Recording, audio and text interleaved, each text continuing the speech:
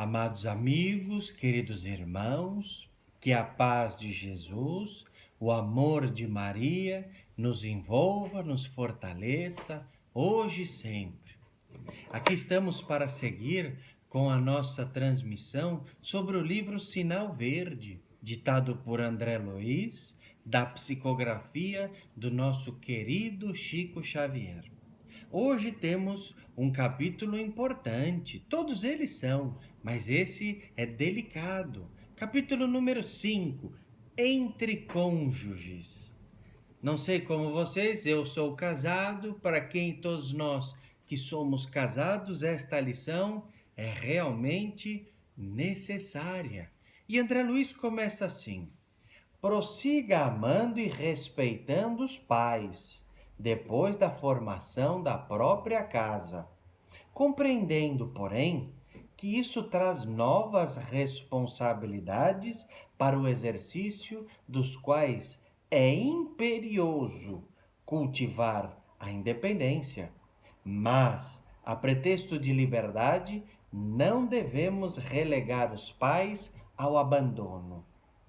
Obviamente que nós já lemos no Evangelho segundo o Espiritismo honrar pai e mãe. Vem desde Moisés com seus 10 mandamentos de honrar pai e mãe. Jesus a dar cumprimento a este ensinamento divino e André Luiz, por sua vez, a nos mostrar a importância da piedade filial. Mesmo na relação entre cônjuges, que podem vir a tornar-se pais, eles nunca deixam de ser filhos. E por conta disto, cada um de nós temos este compromisso com os nossos pais, a atenção, o carinho, o cuidado que eles nos deram no início de nossa vida e que principalmente nós, no decorrer dos anos, temos que dar a eles também. Então André Luiz inicia que um lar de cônjuges bem estruturado tem por segurança a relação pais e filhos também bem estruturada. Não deprecie os ideais e preocupações do outro. Aí começamos a sentir o conceito de justiça divina. Façamos o outro o que gostaria que nos fosse feito. Muitas vezes, em determinada situação, aquilo não nos preocupa, mas possa preocupar a nossa esposa ou nosso marido.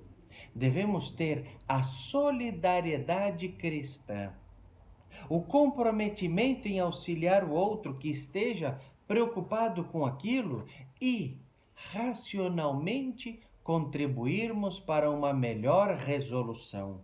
Então, antes de depreciarmos, desvalorizarmos as ideias e as preocupações do outro, vamos ter ouvidos de ouvir para contribuir positivamente com esta preocupação.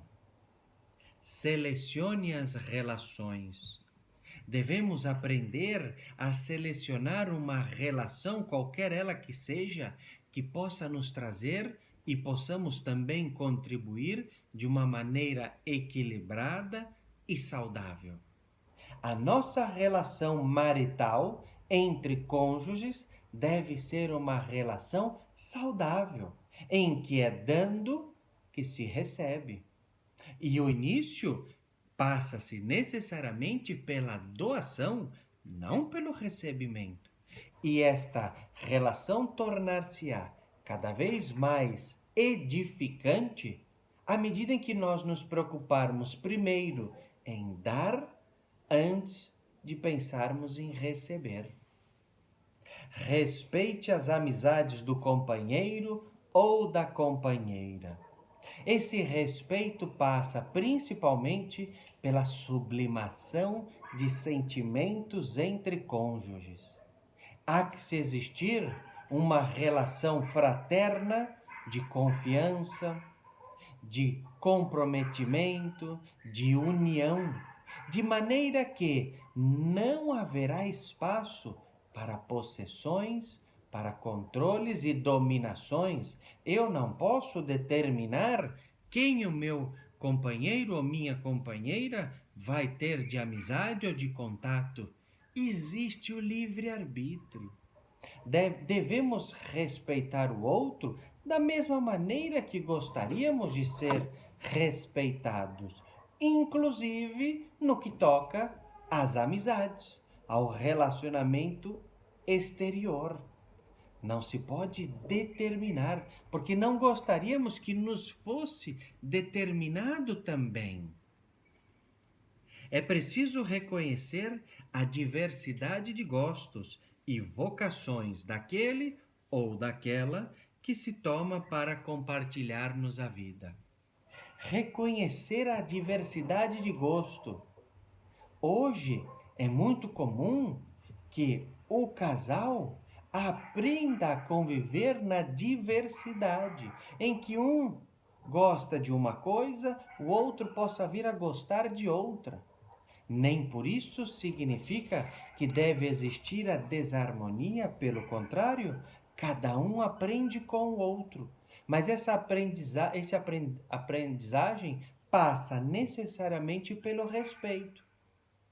E por conta disto, nós devemos observar, respeitar e, por que não dizermos, contribuir com o gosto do nosso companheiro ou da nossa companheira. Aí, cada vez mais a relação entre cônjuges se fortalece, se estrutura num companheirismo, em uma relação mais fraterna. Essa agora é importante. Antes de observar os possíveis erros ou defeitos do outro, vale mais procurar-lhes as qualidades e os dotes superiores para estimulá-los ao desenvolvimento justo. Ninguém aqui é perfeito. O único perfeito que aqui passou foi Jesus Cristo. O resto de nós somos todos imperfeitos. Então, a minha companheira ou meu companheiro, tanto quanto eu, também tem defeitos. O problema se agrava ainda mais porque na hora da discussão, na hora do calor humano, que a paciência diminui e as emoções aumentam, nós procuramos ver primeiro o defeito do outro ao invés da qualidade. Defeito com certeza tem, mas qualidades com certeza também tem.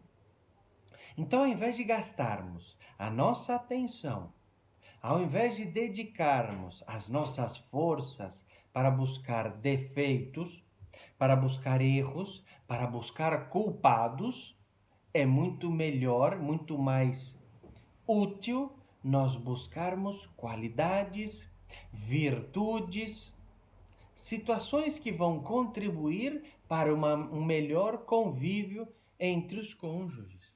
É muito mais interessante valorizarmos as qualidades e incentivarmos as qualidades do que perdermos tempo nos defeitos. Os defeitos não vão contribuir em nada para a relação, de maneira que as qualidades, as virtudes vão enriquecer o convívio entre os cônjuges. Jamais desprezar a importância das relações sexuais com o respeito à fidelidade nos compromissos assumidos. Em uma das perguntas do livro Consolador, de Emmanuel, ele comenta que faz parte do processo evolutivo a união pelo casamento. E por conta disso, existem relações de casamento que vão fortalecer os cônjuges, dentre elas as relações sexuais. Obviamente que com o seu respeito, com o seu carinho, como fonte de energia, de amor. E aqui diz, respeito à fidelidade. O compromisso de respeitar o cônjuge.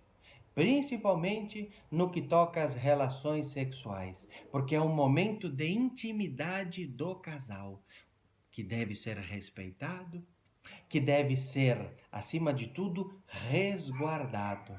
Nós vimos no livro Missionários da Luz, quando Segismundo prepara-se para reencarnar, que no ato sexual entre Adelino e Raquel, os mentores espirituais se afastam e deixam o casal ali protegido.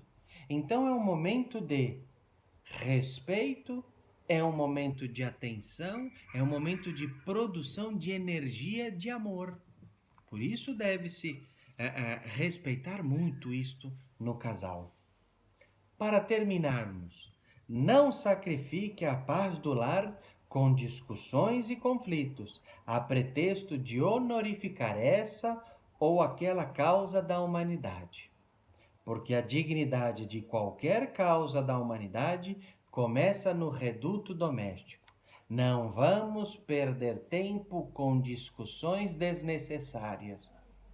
Muitas vezes nós vestimos a camisa da verdade. Na nossa maneira de pensar é a verdade e queremos impor ao nosso próximo. Vamos aprender a não sacrificar tempo, oportunidades, momentos em discussões que não valem a pena para nada, que não vão contribuir para nada e, pelo contrário, vão mais perturbar o ambiente, vão mais afastar os cônjuges do que uni-los. Então, ainda que a causa seja uma causa humanitária, não vamos perder tempo com falsas modéstias, falsos pretextos para poder, no fundo, discutir com o outro. Não leva a nada. Às vezes é preciso, como fazia Chico Xavier, tomar um copinho de água, segurá-lo aqui na boca por 10 segundos para não respondermos coisas que não devem ser ditas, que mais vão prejudicar do que ajudar. Às vezes é preferível silenciar na humildade e resolver da melhor maneira possível. Não atirarmos mais álcool naquela fogueira. Não deixe de estudar e aprimorar-se constantemente, sob desculpa de haver deixado a condição de solteiro ou solteira. A vida é um constante crescimento. É uma constante oportunidade de aprimoramento, seja material, seja espiritual. Nós estamos nas duas vertentes, porque estamos reencarnados, mas não deixamos de ser um espírito. Então, tudo é oportunidade para o nosso crescimento. Diz tudo, porque nós não somos nada e não sabemos nada ainda. Estudarmos a doutrina espírita, estudarmos para a nossa profissão, estudarmos para aquilo que nós queremos nos dedicar, para tentarmos cada dia mais atingir um melhoramento. Melhoramento moral, primeiro, melhoramento material também, para nós conseguirmos crescer cada dia mais. Não vamos buscar desculpas, porque eu me casei e agora não tenho mais tempo. O tempo nós vamos administrá-lo. Nós vamos dividir as responsabilidades para conseguir também crescermos individual e coletivamente.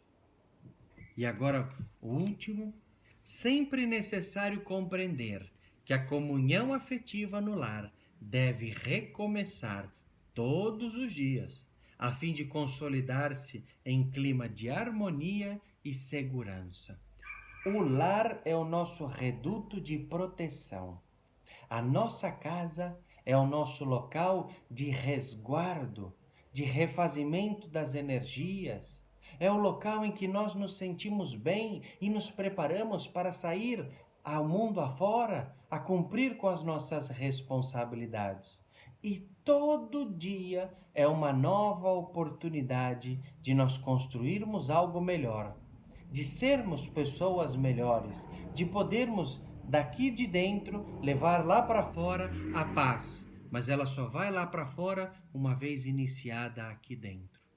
Então, entre os cônjuges é preciso existir a multiplicação dos sentimentos de amor, da prática da caridade, paciência e etc. para que, bem vivenciada em casa, possa ser também vivenciada no mundo lá fora.